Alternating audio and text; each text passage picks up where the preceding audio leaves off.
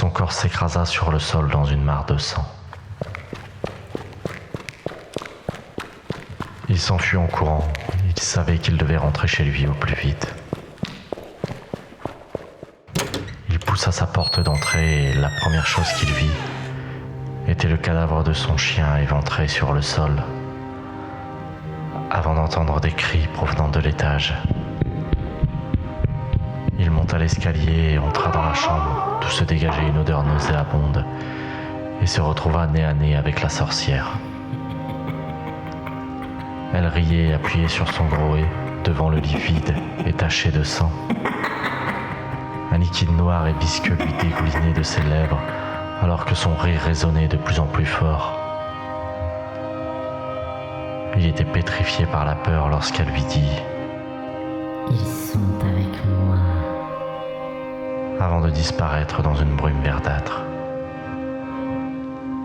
Il n'eut pas le temps de se retourner qu'il sentit un coup derrière la tête et perdit connaissance. Il se réveilla assis sur le sol et menottait un radiateur dans un endroit sombre et humide. Il regarda autour de lui et cela ressemblait à une vieille salle de classe. Sur sa droite, il y avait un grand tableau noir sur lequel était dessiné à la craie un triangle dans un cercle rouge et d'autres symboles au centre de ce triangle effacé par le temps. Il entendit des bruits de pas et appela à l'aide lorsque la silhouette d'un homme tenant une lampe torche apparut dans l'encadrement de la porte face à lui. Celui-ci se retourna et fit un signe de la main. Des bruits de pas résonnèrent alors dans le couloir et une dizaine d'hommes armés de vieux fusils, de battes ou de couteaux entrèrent dans la pièce. Il se mit à hurler, demandant ce qu'on lui voulait, mais l'un d'entre eux avança et lui mit un coup de poing. Il pointa sa lampe vers le tableau en lui demandant s'il savait où il était et pourquoi cet endroit n'avait plus lieu d'être. Il répondit que la femme qui s'était jetée du toit lui avait déjà raconté cette histoire. L'homme face à lui répondit qu'il ne savait pas tout. Il demanda si cette histoire était vraie, alors pourquoi ne sont-ils pas partis, eux aussi? Mais il n'avait pas le choix. La sorcière était là avant même que le village existe. Lorsque les premiers habitants sont arrivés au début du 19e siècle, c'était une vieille femme qui vivait dans une cabane dans les bois, avec 2 enfants. Certains villageois l'auraient surpris en train de parler aux animaux près du marais. D'autres prétendaient que les 2 enfants étaient le fruit d'une union avec un démon. Une nuit, les hommes du village l'enfermèrent et enlevèrent les enfants pour les pendre dans les bois, avant de la brûler vive dans sa cabane. Elle réussit à s'échapper des flammes et en riant de ce rire diabolique, elle alla se jeter dans les marais. On ne retrouva pas son corps. Depuis, ces marais lui appartiennent et elle tolère la présence de ses habitants à la seule condition de pouvoir emporter avec elle les enfants qu'elle veut. On raconte qu'un groupe de personnes a déjà essayé de se rebeller contre elle, mais la moitié des hommes du village ont été massacrés. Depuis, plus personne n'a osé désobéir, par peur de ce que cela pourrait engendrer. La sorcière avait déjà emporté à tous un de leurs proches, un fils, une fille, un ami, une sœur ou un frère lorsqu'ils étaient enfants. Il ne voulait plus revivre ça. Tous ses habitants voulaient s'en débarrasser et retrouver sa fiancée pour l'utiliser comme appât, car l'enfant qu'elle portait attirerait ce monstre qui rôde dans les marais. Il leur raconta alors ce qu'il avait vu quand il est rentré chez lui et leur dit que sa femme avait disparu. Ils se regardèrent et leur meneur lui dit qu'il était beaucoup trop tard, puis lui retira ses menottes.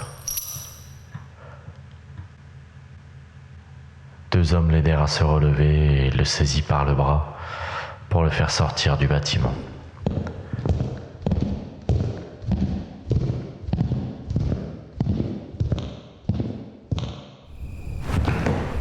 Ils le jetèrent sur le trottoir et repartirent, le laissant seul alors que la nuit commençait à tomber. Il se releva et rentra chez lui, ne sachant plus quoi faire.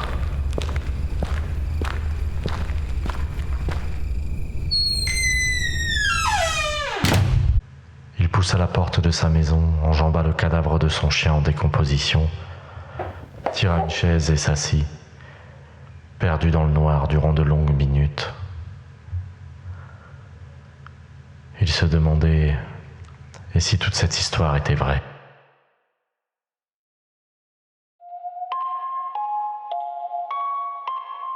Soudain, cette musique résonna à l'extérieur.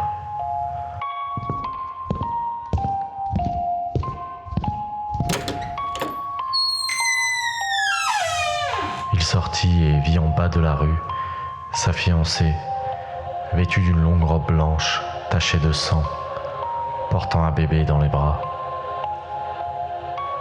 À côté d'elle se trouvait le petit garçon qu'il avait rencontré dans les bois, tournant la manivelle de cette petite boîte à musique.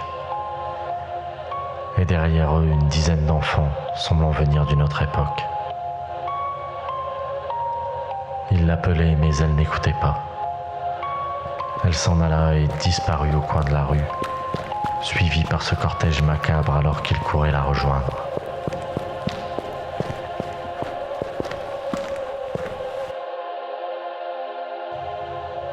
Il s'arrêta et entendit de nouveau cette musique au loin.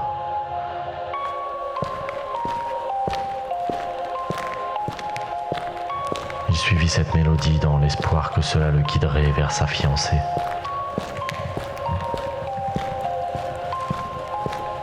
Ce son l'attira vers l'ancienne école.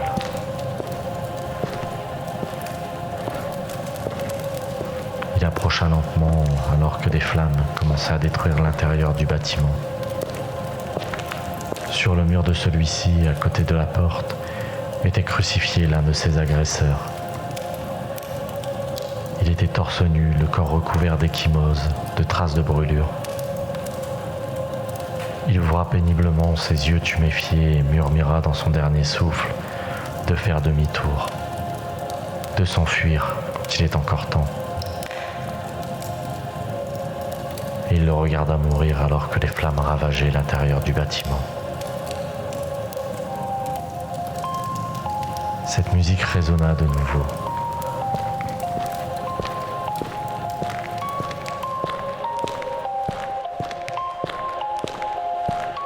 Il continua son chemin pour en trouver la source et arriva devant un bois par lequel il était déjà passé. Il savait que cela allait le mener vers les marais qui bordent le village. Il s'y engagea à la lueur de la pleine lune et s'arrêta découvrant les silhouettes d'hommes pendus aux arbres. Il tenta de rebrousser chemin lorsqu'une main saisit la sienne.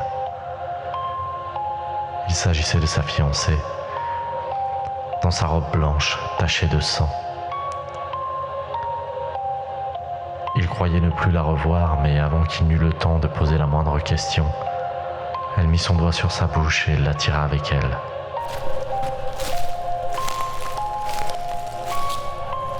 Ils traversèrent ce bois aux ombres lugubres, les cadavres pendus aux arbres.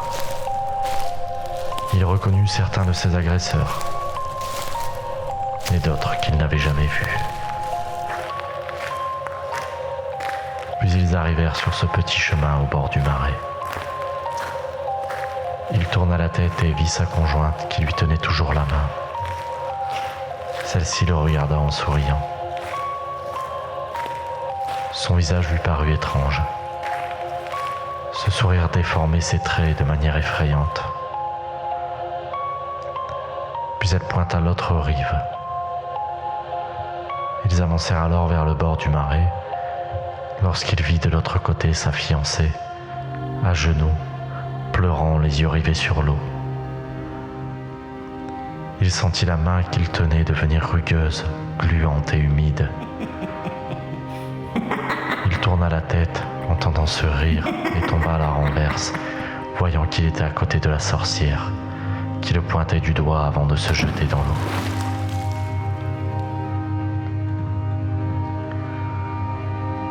Il se releva et tenta d'appeler sa fiancée sur l'autre rive. Voyant qu'elle ne l'entendait pas, il s'approcha et cria encore plus fort lorsque la sorcière surgit du marais et lui planta son gros dans le ventre avant de l'attirer avec elle au fond de l'eau.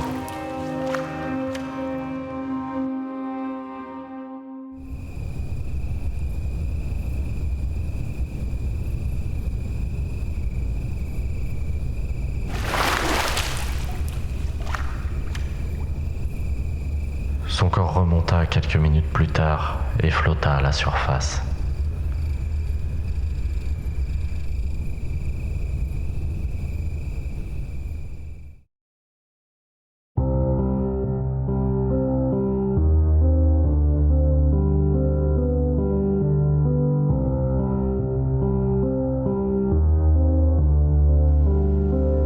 J'ai suivi le fossoyeur pour lui raconter mon histoire. Faites attention si vous entendez de vieilles légendes près de chez vous. Elles peuvent parfois s'avérer être réelles.